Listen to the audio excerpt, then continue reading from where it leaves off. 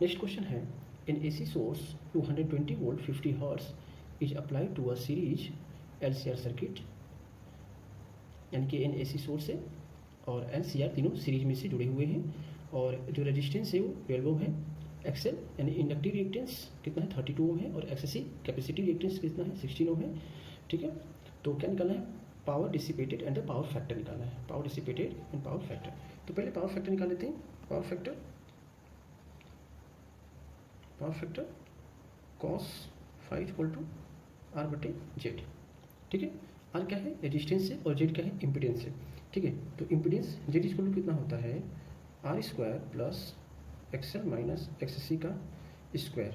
ठीक है, तो वैल्यू पुट कर लेंगे, आर की वैल्यू कितना है 12, तो 12 का स्क्वायर 144 प्लस एक्सएल माइनस एक्ससी कितना हो जाएगा 32 माइनस 16, 16 का स्क्वायर 256, इसको ऐड कर देंगे तो 400 आएगा, और इसका स्क्वायर 20 आ जाएगा, यानी जेड की वैल्यू कितनी आ गया 20 ओम।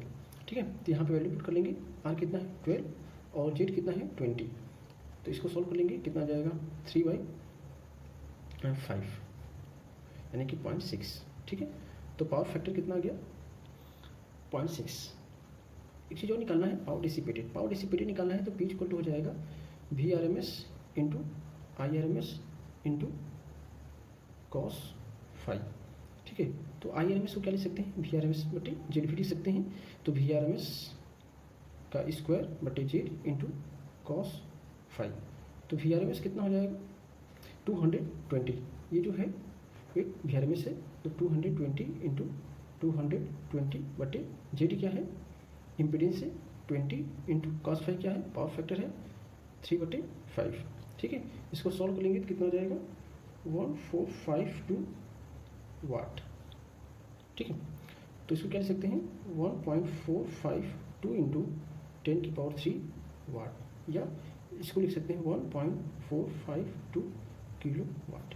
ये क्या है हमारा आंसर। नेक्स्ट क्वेश्चन देखते हैं, राहुल जिसका मास 60 kg है is standing on frictionless plane surface.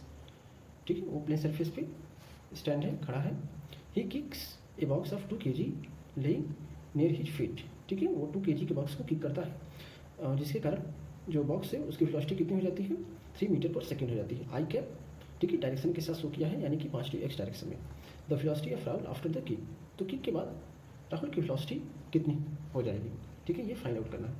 तो यहाँ पे यूज करेंगे कंजर्वेशन ऑफ लीनियर मोमेंटम का। ठीक है, तो m1 u1 plus m2 u2 equal to m1 v1 plus m2 v2। ठीक है, ये क्या है कंजर्वेशन ऑफ लीनियर मोमेंटम, यानी कि लीनियर मोमेंटम बिफोर किक, और ये क्या है लीनियर मोमेंटम आफ्टर किक। ठीक है, तो ये तो 0 होगा, क्यों, क्योंकि किक के पहले राहुल एंड बॉक्स दोनों रेस्ट में है। ठीक है, किक के बाद देखते हैं तो m1 क्या है, मान लेते हैं राहुल का मास है 60 और इसी का वेलोसिटी पूछ रहा है, प्लस m2 क्या है बॉक्स का 2 इंटू v2 इसका दिया है 3 मीटर पर सेकेंड। ठीक है, यहाँ से v1 निकालेंगे तो क्या हो जाएगा -6/60, यानी कि 0.1 माइनस का 0.1 मीटर पर सेकेंड। ठीक है, माइनस क्या शो कर रहा है कि निगेटिव x डायरेक्शन में जो राहुल है वो मूव करेगा। ठीक है, नेक्स्ट क्वेश्चन है, Meena is driving a car of mass m along circular path. Circular path में जिसका रेडियस r है, मीना एक कार को ड्राइव करी है। Coefficient of static friction between tyres and the road is mu. ठीक है, तो मैक्सिमम स्पीड पूछ रहा है। ठीक है, कार विदाउट स्लिपिंग पूछ रहा है, तो इसका डायरेक्ट फार्मूला होता है v इक्वल टू √μ/g। ठीक है, इसको कैसे निकाल सकते हैं, जो सेंटीमीटर होगा mv², जो सेंटीमीटर फोर्स होगा mv² बटे r, वो किसके होगा फ्रिक्शन फोर्स के μ/m/g। mm कैंसिल हो जाएगा और v² कितना हो जाएगा μ/g, तो v इक्वल टू कितना हो जाएगा √μ/g। ये हमारा आंसर है। नेक्स्ट क्वेश्चन है, the length of a simple pendulum is increase by 10%, it's time period increases by about. ठीक है, एक सिंपल पेंडुलम का लेंथ 10% से इंक्रीज कर रहे हैं, तो इसका टाइम पीरियड कितना चेंज होगा। ठीक है, तो फॉर्मूला क्या होता है t इक्वल टू 2π√L/g। ठीक है, तो जो टाइम पीरियड है वो डायरेक्टली प्रोपोर्शनल है रूट L के, यानी कि t डायरेक्टली प्रोपोर्शनल है L की पावर 1/2। तो जैसे परसेंटेज एरिया निकालते हैं उस तरह से इसको कैलकुलेट करेंगे। डेल्टा टी बटे T equal to 1/2 delta L बटे एल। ठीक है, इसको परसेंटेज के रूप में चेंज करेंगे। डेल्टा टी बटे टी इंटू 100, ये परसेंटेज एरिया टी हो गया इक्वल टू 1/2 और डेल्टा एल बटे एल इंटू 100। ठीक है, यानी कि परसेंटेज चेंज इन एल, ये परसेंटेज चेंज इन टी हो गया। ठीक है, तो 1/2 और परसेंटेज चेंज इन लेंथ कितना है 10%। ठीक है, इसको सॉल्व करेंगे आ जाएगा 5%। ठीक है, यानी कि percentage change in time period कितना आ गया 5%। नेक्स्ट क्वेश्चन है, ए particle is moving in a simple harmonic motion according to xt equal to 2 sin 40t where x is in meter and t is in second। ठीक है, तो maximum velocity पूछ रहा है। ठीक है, तो वेलोसिटी कैसे निकालेंगे, इसको टाइम के रिस्पेक्ट में डिफ्रेंशिएट कर देंगे। ठीक है, तो d/dt 2 sin 40t। ठीक है, तो क्या हो जाएगा 2 sin का cos 40t इंटू 40। ठीक है, तो हो जाएगा 80 cos 40।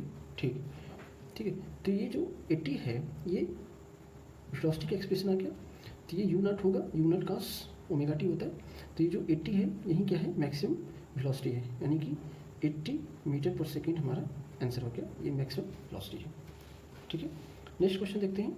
एक constant current I is maintained in A coil of pure inductance L, the energy store in coil is.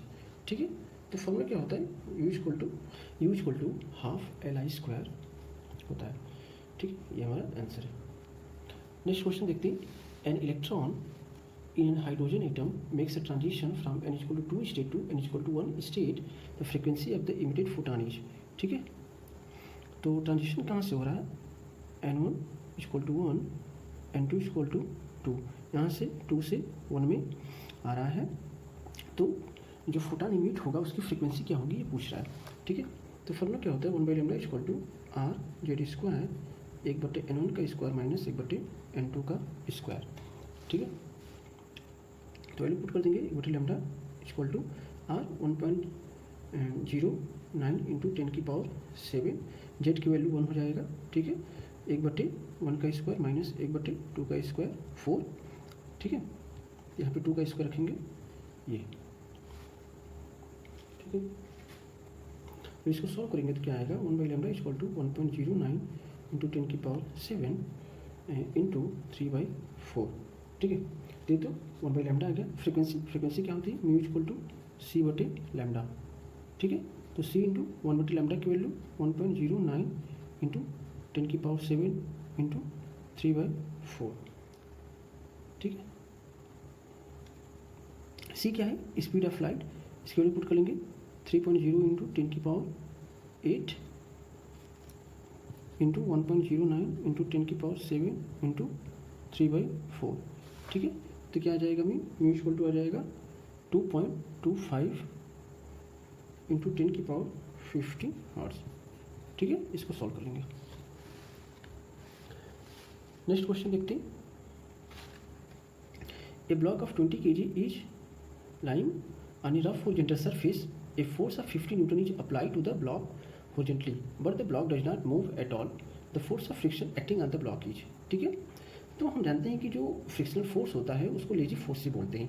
एक एग्जांपल से देखते हैं कि अगर एक ब्लॉक है, ठीक है, और ये टेबल पे रखा है और इस ब्लॉक और टेबल के बीच में जो फ्रिक्शनल फोर्स है, ठीक है, जो मैक्सिमम फ्रिक्शन फोर्स है वो 10 न्यूटन का है, और हम मान लेते हैं कि इस ब्लॉक पर 1 न्यूटन का फोर्स लगा रहे हैं और ये रेस्ट में है, ये चल नहीं रहा है, तो इसके बीच जो फ्रिक्शन फोर्स होगा वो भी क्या होगा 1 न्यूटन का फ्रिक्शन फोर्स होगा। ठीक है, अगर ये हम लोग फोर्स 2 न्यूटन का लगाएं तो ये फ्रिक्शन फोर्स कितना लगाएगा 2 न्यूटन लगाएगा। ठीक है, यानी ये फोर्स उतना ही लगाता है जितने से इसका काम चल जाए। ठीक है, उसी प्रकार अगर इस क्वेश्चन में देखेंगे, ठीक है, तो उस पर फ्रिक्शन फोर्स यानी कि उस पर जो फोर्स लगा रहे हैं अप्लाई कर रहे हैं वो कितने न्यूटन का लगा रहे हैं 50 न्यूटन का लगा रहे हैं, और ये चल नहीं रहा है, ये रेस्ट में है, तो फ्रिक्शन फोर्स भी कितना होगा इसका 50 न्यूटन ही होगा इस पर। ठीक है, ये हमारा आंसर हो जाएगा।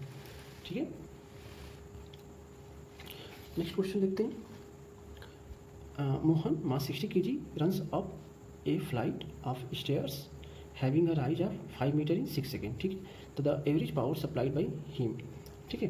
तो पावर पूछ रहा है तो P बराबर क्या होता है W/T, ठीक है। W बराबर हो जाएगा mgh/T, वैल्यू पुट कर लेंगे। M की वैल्यू कितना है 60, G की वैल्यू 10 इंटू H कितना है 5 मीटर/6 सेकेंड, ठीक है। तो ये कैंसिल हो जाएगा 10, ठीक है। तो कितना हो जाएगा 500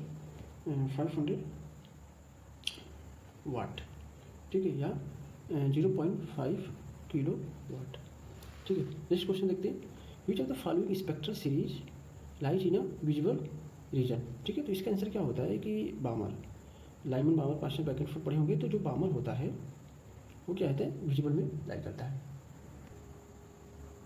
नेक्स्ट क्वेश्चन है, let λ1, λ2, λ3, λ4 be the wavelength of microwaves, यानी माइक्रोवेव्स का वेवलेंथ कितना है λ1 है, गामा रेज का वेवलेंथ कितना है λ2 है, λ3 अल्ट्रावायलेट का है और λ4 किसका है इंफ्रारेड का, ठीक है।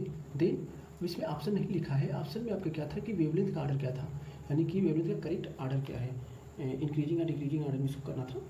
तो हम लोग देखते हैं कि सबसे बड़ा वेवलेंथ किसका होगा।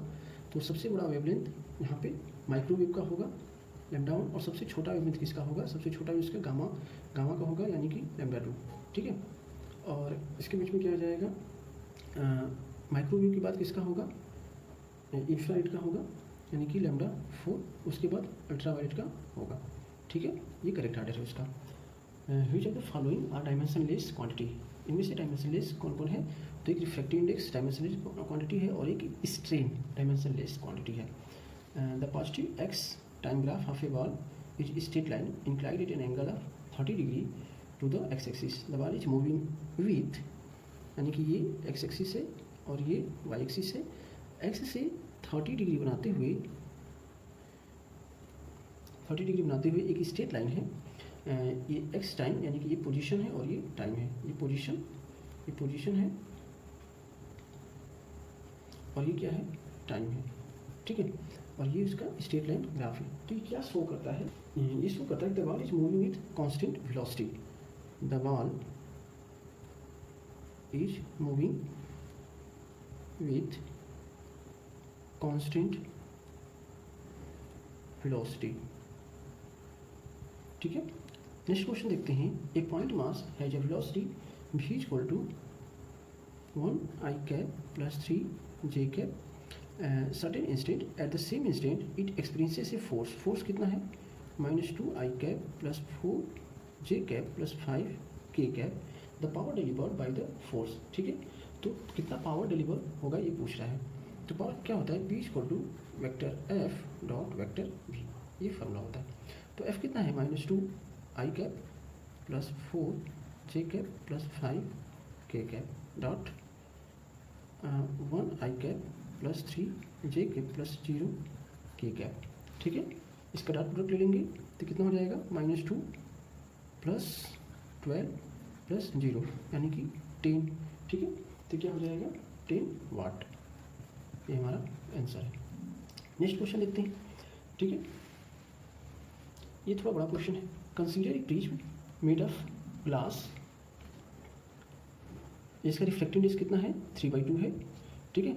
और रिफ्लेक्टिंग एंगल कितना है 60 डिग्री है।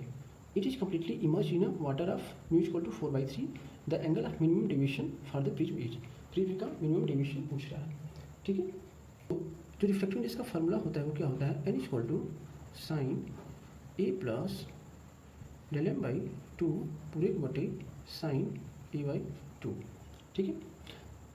तो देखो, consider a prism made of glass, जो प्रिज्म है वो ग्लास का बना है और इसको वाटर में डिप कर दिए हैं। तो ये जो n है ये क्या होगा, reflective index of glass with respect to water, ठीक है। इसको लिख सकते हैं WNG, reflective index of glass with respect to water, ठीक है। और इसको क्या लिख सकते हैं NG/NW, ये भी लिख सकते हैं equal to sine A plus del M by 2 sine A by 2, ठीक है। ए क्या है, ये रिफ्लेक्टिंग एंगल, यानी कि प्रिज्म एंगल ही रिफ्लेक्टिंग एंगल होता है, यानी ए इक्वल टू क्या है 60 डिग्री, और डेल एम आपसे पूछ रहा है, ठीक है। तो यहाँ पे पुट कर देंगे साइन ए है 60 plus del M by 2 sine 60/2 यानी कि 30 डिग्री।